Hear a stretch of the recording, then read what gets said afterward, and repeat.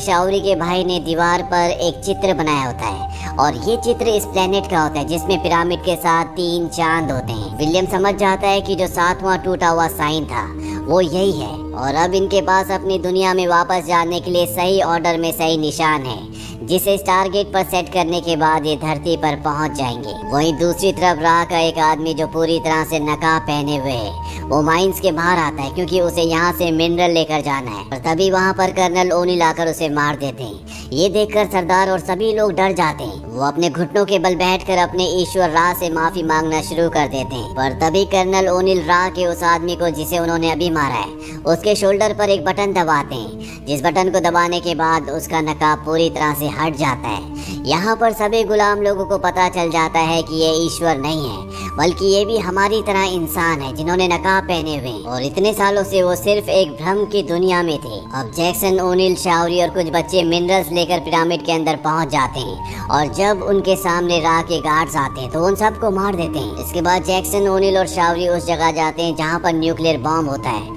Colonel O'Neill उस bomb को activate कर देते हैं। वो जैक्सन को कहते हैं कि तुम अपनी दुनिया में वापस चले जाना और वहाँ से स्टारगेट को हमेशा के लिए खत्म कर देना।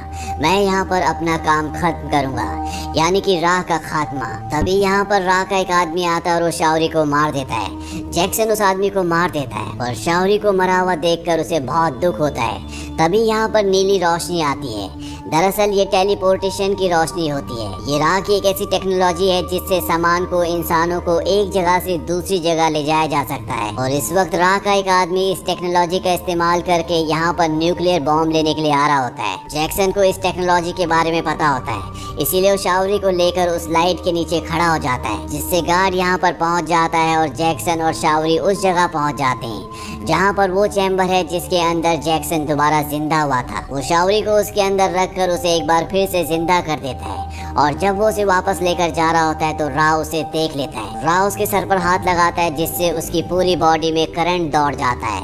वही नीचे कर्नल ओनिल को दिखाया जाता है जो उस गार्ड से लड़ रहे होते हैं जो टेलीपोर्टेशन टेक्नोलॉजी का इस्तेमाल करके नीचे आया होता है और वो ठीक उसे उस जगह ले आते हैं जहाँ पर टेलीपोर्टेशन टेक्नोलॉजी का चैम्बर आता है और जब वो उसके नीचे होता है